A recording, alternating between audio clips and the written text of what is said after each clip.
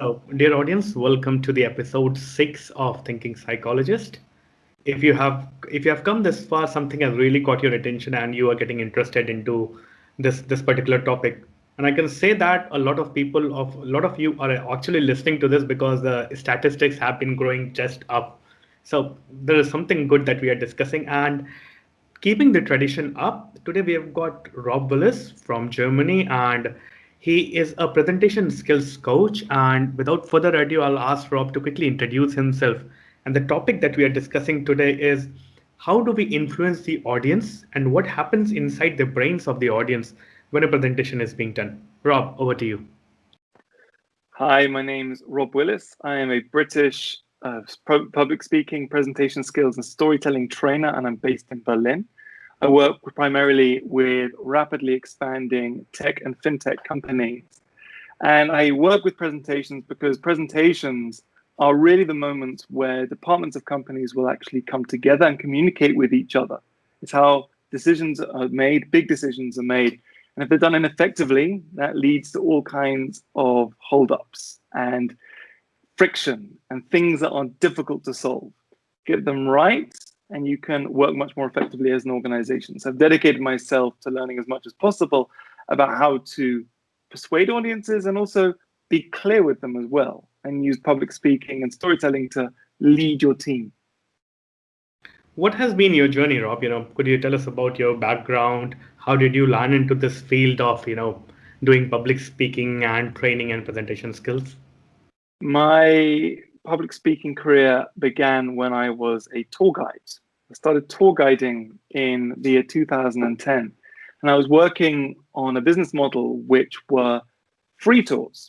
Now, if you ever come to Europe, they're all over Europe, and the basic model is that your guide will give a tour for free. There'll be no fee for anyone who comes on the tour, and you'll have a group of, 20, 30 people come along and you want to show them. What your group doesn't know is that the guide will have to pay a fee for everyone in the group. And I had to pay €3 per person. So group of 30 people, €90. And the aim was that I would give such a good tour that people would tip me more than that, and I would keep the difference between what they paid me and that €3. And I was really, really bad at it at first. So I gave a few tours, and I was doing everything right. I was doing all the right facts. I was taking all the right places. I was saying everything I thought correctly. But then I finished the tour with €3 in my hand from a group of 30 people. I got almost nothing. And I had 2 weeks left to raise my rent. My rent was, I think, €400. So I literally found myself in a position where how well I presented and the value people thought they got from it was going to say whether I could pay my rent or not. So then I had to throw myself as quickly as possible into finding a way of presenting things in a valuable way. And I realized that actually it wasn't the facts I was saying, it was how I was saying them. I need to stop bombarding people with data, basically, numbers, dates, start giving them a few individual stories. And I found that I could take to all the spots. It would be far more effective if I just told them a story about one person at each spot. And pretty quickly, after just a couple, I began to see changes. And so I threw myself into learning as much as possible about this. And after a few years, I did the usual public speaking thing. I joined Toastmasters. I met other people, heard about their challenges. I thought, okay, maybe this can become a career. Superb. That's a quite hands-on training that you have had, Rob. It was do or die. It really was. And I tell you, I was panicking throughout all of that. I really, really was. But the process worked, and anyone can do it. It just takes presenting facts in a different way. That's all it is, really. I'm just curious, Rob. From the first free guide tour of $3 to you making it a career. What was that delta change? For example, take us on a tour of Berlin, maybe to a place. What was the narrative first, and what was the new narrative, and how was this? What was different there? Okay. On a tour, I would be spending quite a bit of time talking about one thing. So for the sake of the podcast, I'll reduce it. But let's say you talk about the history of Berlin and the bad things that happened here. I guess the most famous would, of course, be the Holocaust. So take people to the memorial to the murdered Jews in Europe. And you've got two options. Okay, you either bombard people with 6 million people being murdered and how that developed in a very factual way, or you do what's much more effective. You tell a story about someone who died or a family. So this is why the Anne Frank's diary became so popular throughout the world. And last year, they had a really good idea. The Israeli government put a Instagram account out called ever.stories. And it was really, it sounds a bit weird. Like you're thinking, okay, why does a girl in the 40s in Hungary have a phone? But it was just a teenage girl talking to her phone about what happened to her based on the diaries of a little girl who was murdered. And that really begins to make you relate to the story. Mm-hmm. And interestingly, it's how some of the museums tell that story as well, namely the one at that memorial. They've chosen not to give loads of numbers. They've chosen to tell you about a few individuals and one family and what happened to them. And when you can talk about that in terms that people can understand, like they can imagine a person standing in front of them, they can't imagine 6 million people in front of them, then you've got their attention, and then they can begin to understand why this was such an awful thing. Mm-hmm, mm-hmm. So you mean to say that personalization, the human touch and the emotional feel, and those stories got that attention. Yeah, it was Joseph Stalin who said, "The death of one man is a tragedy. The death of a million men is a statistic." People are not moved by statistics; they are moved by humans, about what happened to them. That was what I had to tap into with all of my tours and all of the stories. I had to make it tangible, basically. Interesting.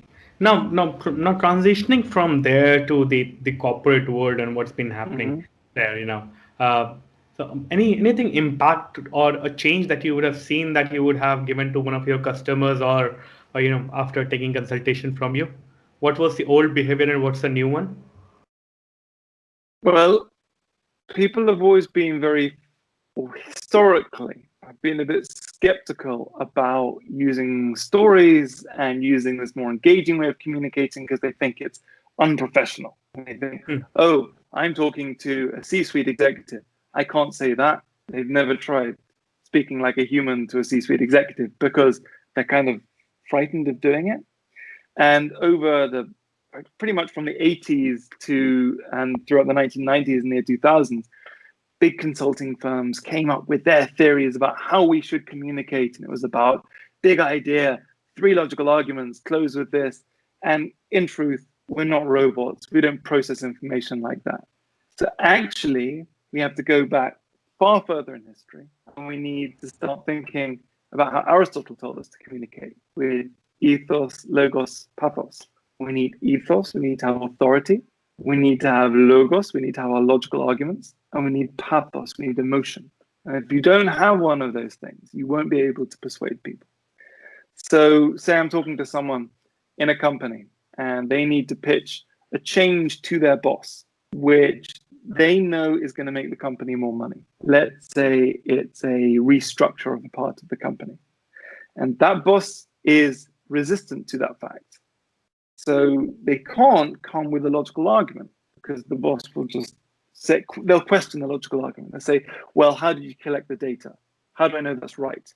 And the minute you start saying facts to people, usually they're not listening to you. They're just thinking about whether they agree. But if you start with a story, then all people can do really is listen to the story. And you can take them on an emotional journey from where they were to where they need to be to make that decision, which will be better for the company. One of the things, I also use a lot of storytelling in my pitches to, go about this. Very good. We humans think in pictures, right? So the thinking is a sentence and then it becomes a picture memory.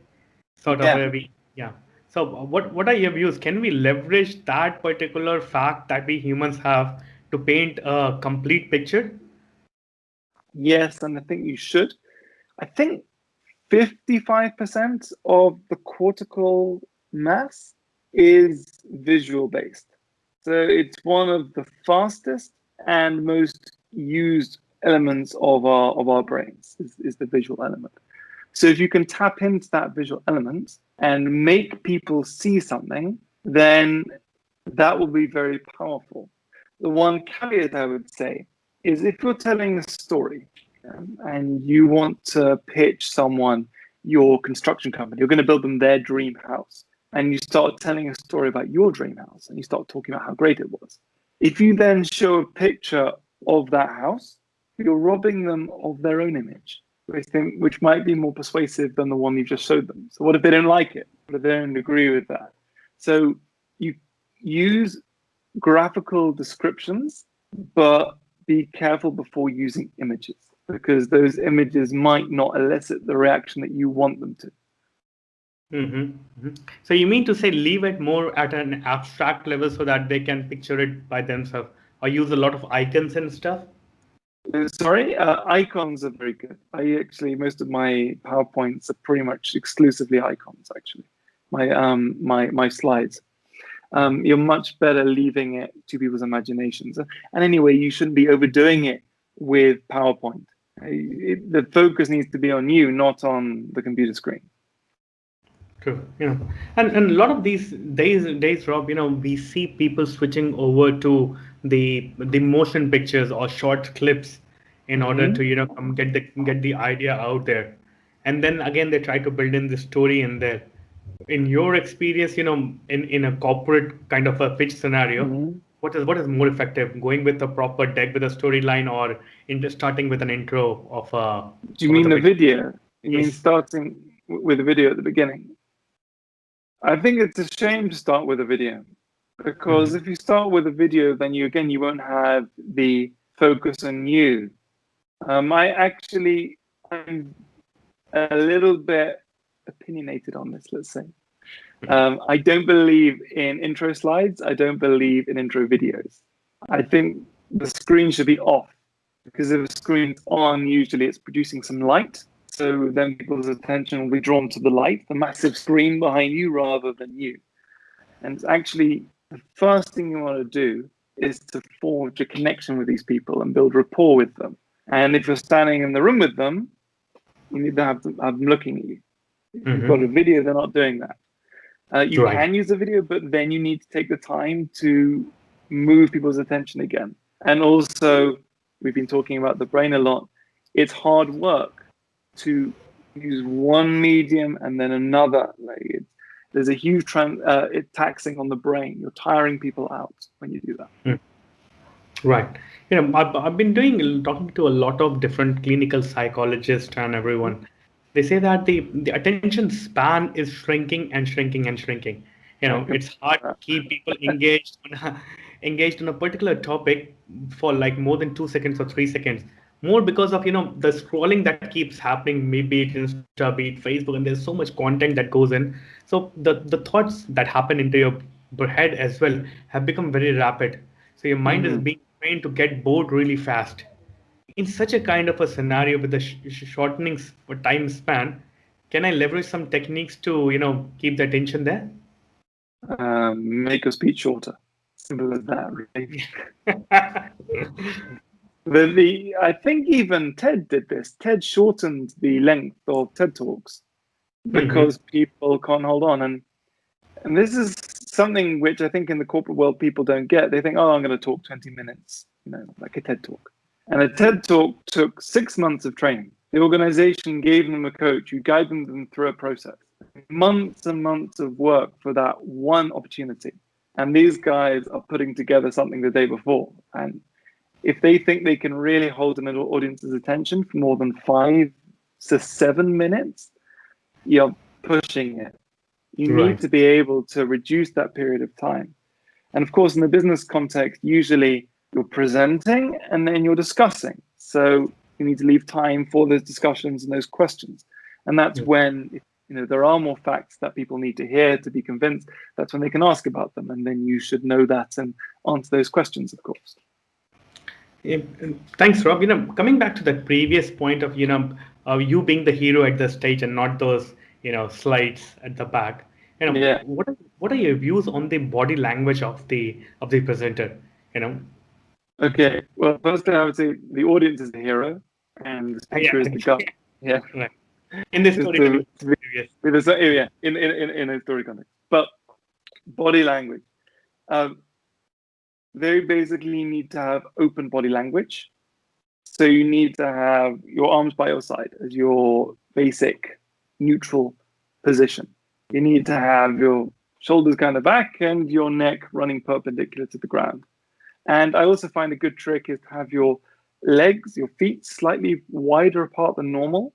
And that stops that swaying thing that people do sometimes because you've got this excess energy, this adrenaline running through. So you just want to move all the time.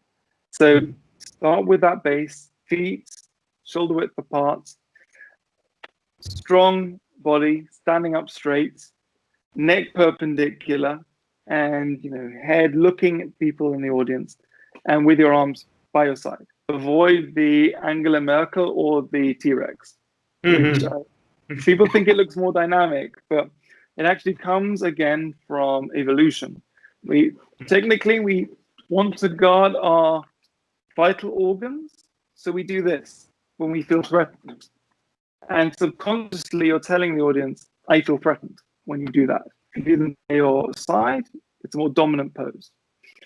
Another thing which is important is not to have your hands closed, because people's subconsciouses are thinking, have they got a weapon?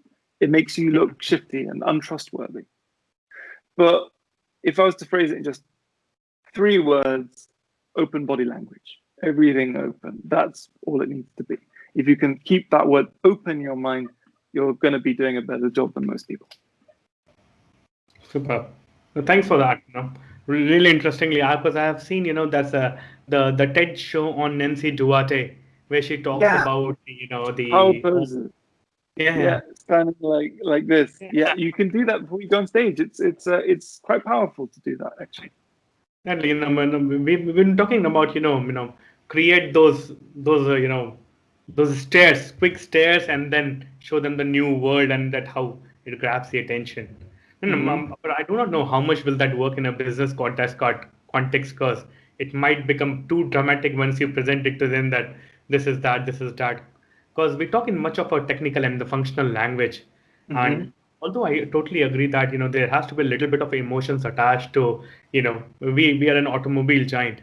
I need to go in with a pitch where we are selling to the OEMs, and I cannot go and talk about this particular gasoline engine is attached to a human being and tell stories. But still, there is an angle to it. So we've been working on that as well. So you're saying that when you're pitching to a person high up in an automobile company, you can't tell stories to them, or you have to go straight in with the facts. Is that what you're saying? In a technical way, because most of the pitches tend to be really technical, wherein the functional part of the body or the engine, its a tuning needs to be on this one, or if it's a new model of a particular engine that goes into the car. So what's the purpose of that presentation? To get an upgrade into or get more orders for this new model that we're trying to sell it to OEMs, for example, Toyota or BMW. Yeah, because this is actually something I was talking about with a company that they made solar panels, and they sold primarily to developing countries. And I went in there and I said, "Hey, so what stories do you have?" And they said, "No, it's only technical. Like a solar panel is a solar panel, so people only care about the price." I said, "So why am I here? Just make it cheaper. Surely that's the only option then. Make it more efficient. Like, if you'll come to the point where you're presenting, you're meant to be showing someone why something is better and what it can give them. And even if someone is very high up in a company, in fact, probably even more so, you need to be able to give them that emotional push. Of course, if you're one scientist talking to another scientist about science, or one engineer talking to another engineer about engineering, you're going to have a very different way of speaking to one another, because you need to be sensitive to that audience. Yeah. Before you start choosing those stories, you need to put the work into really understanding their point of view and the kind of people that they are. Right. It's quite interestingly, this is happening to a lot of cultural change or a mind shift that is happening in the technical organizations as well, where Hmm. we are trying to tap into that emotional part of what you have just said. But Yeah, engineers will be engineers. The bosses that are there, they tend to be engineer, and it takes a lot of time to get that mind shift in. yeah, for sure. But the problem comes when, what about when their boss has to go and talk to another member? They have to go and talk to the CFO, the CMO, the CEO. And those Hmm. guys don't understand all of that stuff. Or they have to go and talk to a client, and maybe they're not talking to someone who's an engineer. And when you don't have that, when you've got those gaps, you need to find a way to bridge it. And the only universal language is stories, really, Right. because every other thing, data, even like you might think, oh, numbers are numbers, but every department talks about data in a different way.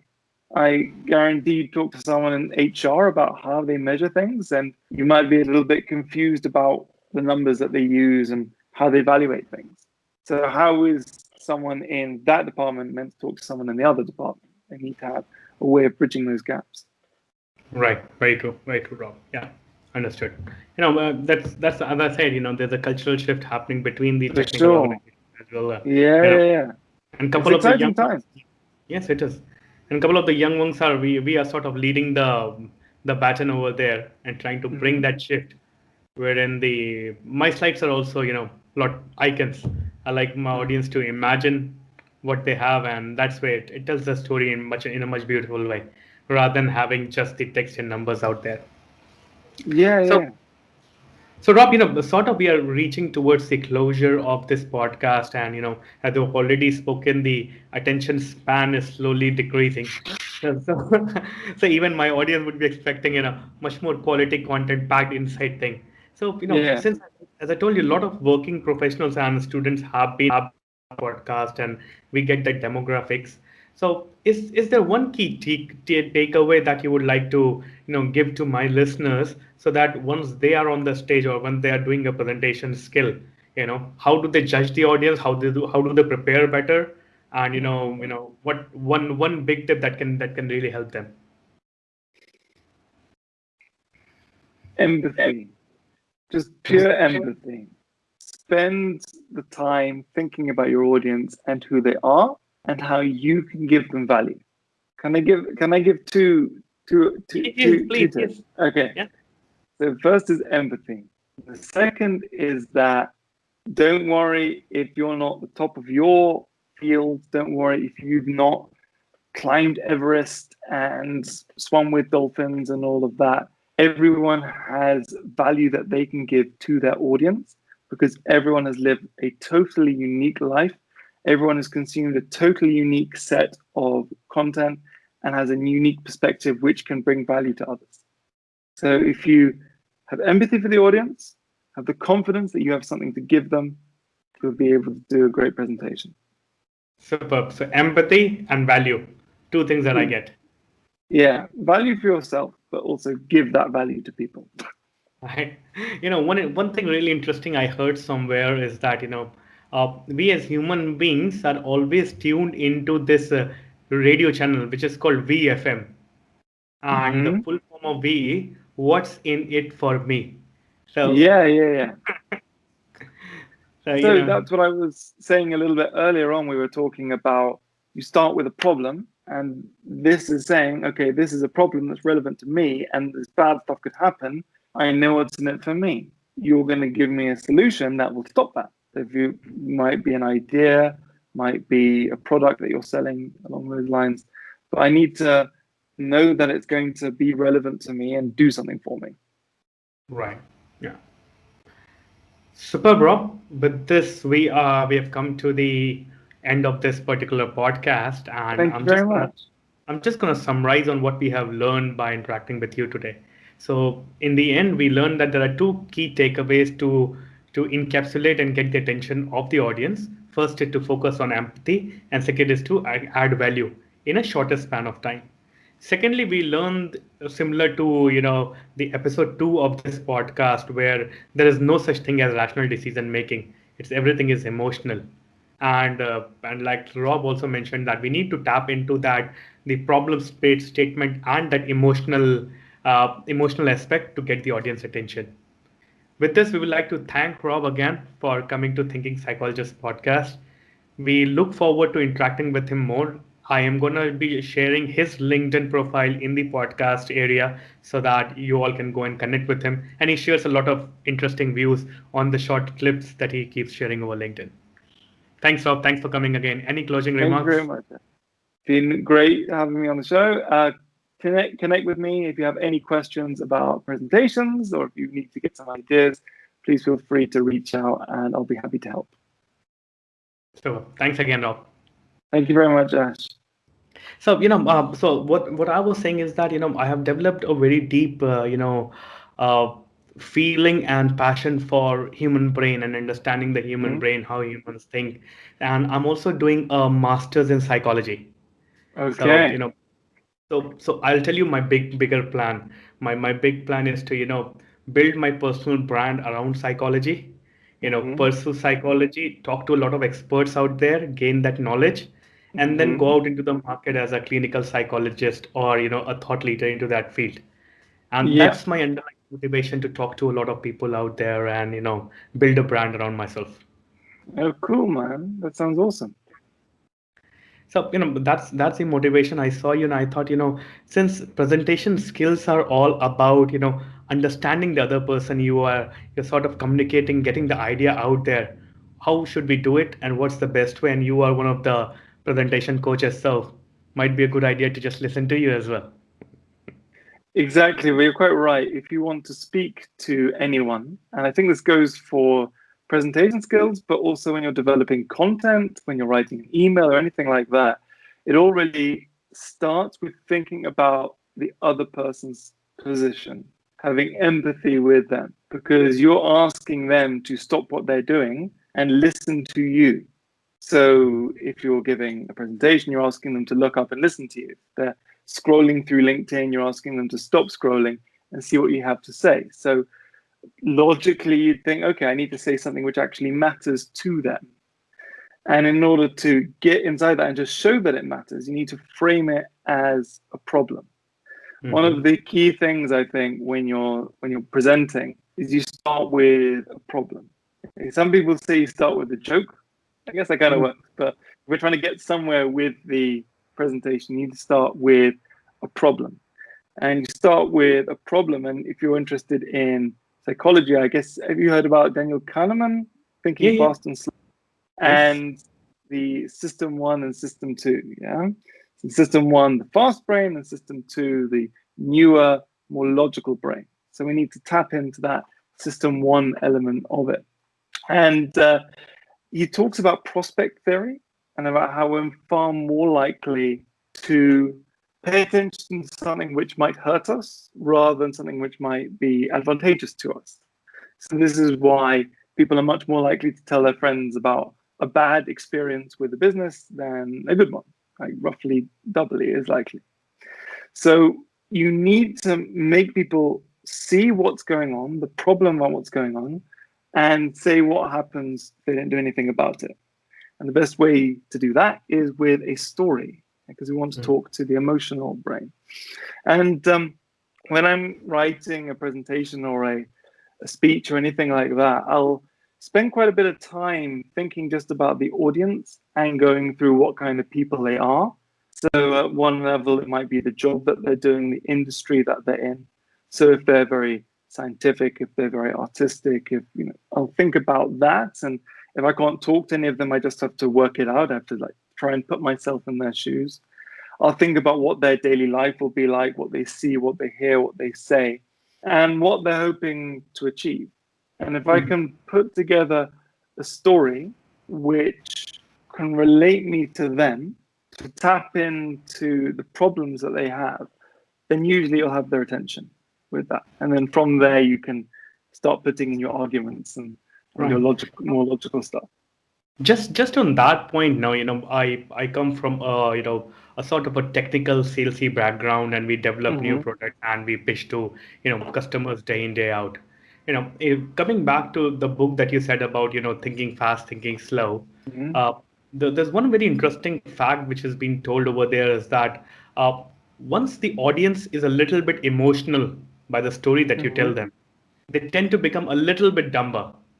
And then the decisions that you take, you know, is that a critical part of the storytelling as well? Once you bring in the fear, you bring in that emotional perspective, and does it work out in the business perspective? Um, well, any decision we make is done with emotions generally. So another book which you probably like as a psychologist is Descartes' Error by Antonio Damasio, where they were doing experiments on someone who had brain damage, which affected their emotional and their ability to feel emotions. And they found, weirdly, that they found it very hard to make decisions Hmm. because they couldn't have emotions. The fact is that our system two, our logical brain, will inform system one, not the other way around. So it's system one, it's the emotional brain that's going to make the decision, and system two is simply informing it. So, yeah, people, I guess you could say it sounds like it's dumb if you're making a decision with your emotions, but in actual fact, it doesn't matter how many degrees you have or how clever you are, you're going to make a decision with your emotions. And this is the reason why, and if you've worked in sales, you'll know this, you'll put every single argument to someone. You'll tell them, exactly what this problem is costing them. Take them through the steps. Show them, black and white, if this is right. I'll shrug it off as a yeah, but my friend told me that this is actually the case. They'll come up with some stupid excuse which doesn't make sense. So you actually have to tap into the emotions to get past that resistant logical mind. Hmm. So you think even in the business context, getting that emotional pitch first, and fear plus emotion is a good starting line to Yeah. pitch a presentation, yeah? I think one caveat I'd say is you need to be appropriate with the level of emotion. Right? What I don't think if you're pitching a product, you don't want to have people in tears. You don't want to create Hollywood, and you don't want to make something so emotional that it draws away from the message that you're trying to get to. But you do need to tap into the emotion in some way. Because if you don't, if you just stand there and present facts, you might as well have sent an email. People don't make decisions like that. If they did, they wouldn't need you to present, True. quite frankly. They would just get you to fill out a spreadsheet. Let's see, oh, this one's cheapest. Done. You see, this is why I'm wearing Apple AirPods rather than a cheaper brand. They're no better than any other company, and they're probably much more expensive. But the way Apple has marketed itself has been based around emotions and the kind of people that they like to empathize with. Hmm. I think it was around the year 2000 they had it was the Rebellious Minds campaign, something Yeah. like that. And it was nothing to do with their computers. It was just a series of images of people who had made changes throughout history. Hmm. A logical explanation would have been our computer does this, has this many megahertz, and all of that, and costs this much, but they don't do that. They give stories with emotions, and that has made them the most valuable company in the history of mankind. On just on this topic as well, uh, why do you think human beings are emotional? And once we are doing those pitches, we are trying to tap into those emotional side of it. What do you think is the reason behind us getting inclined? Is it just an evolutionary thing, or what is that fundamental thing that makes us more emotional? Well, I guess it's to do with how your brain developed. So you start with the brain stem. So like imagine this is your brain. Okay, you've got the brain stem here, which is your heartbeat and blinking and stuff like that. And you can't turn it off. You're not really aware of it. It's just doing its thing. Then you've got the limbic system, which kind of folds there, and then over that you have the cortex. Yeah? And this is where the rational stuff happens, primarily at the front. And your brain develops kind of from the back moving forward. So your more basic, the lizard brain, as they call it, is much more primal. It remembers much better, and it doesn't get tired as easily. Whereas your prefrontal cortex gets tired very easily. It can't think about many things at the same time. It's very lazy, and it's constantly trying to not engage with things. So another book that you must check out is The Persuasion Code. And they talk about when you communicate, and it's mainly about marketing more than speaking, but when you communicate, you have to communicate to the primal brain, because once you engage the primal brain, then it tells the rest of the brain, okay, this is something I need to pay attention to. If you can't engage that, then people will look away. So all you need to do is tap into the emotions, tap into the loss aversion, and also make it relevant to the people as well. Once you can tick all those boxes, then you have their attention. And by the way, that doesn't mean you can avoid the logical stuff. You engage the brain and then you give the logical arguments. Because people need to have it backed up. They need to know that this is not snake oil. So you do need to back it up with logical arguments, but not too many. Because again, that prefrontal cortex is very lazy. It can't handle many things at the same time. So you can only really have 3 pieces of statistics, logic, facts to back up that main emotional thrust. Wow. Interesting fact over there. During the course of our this discussion, and since we are recording this as well, I completely forgot to address the audience for whom we are recording this podcast. So I'm just gonna do a quick intro and then ask for your intro, and then we're gonna pick up this discussion again. Okay.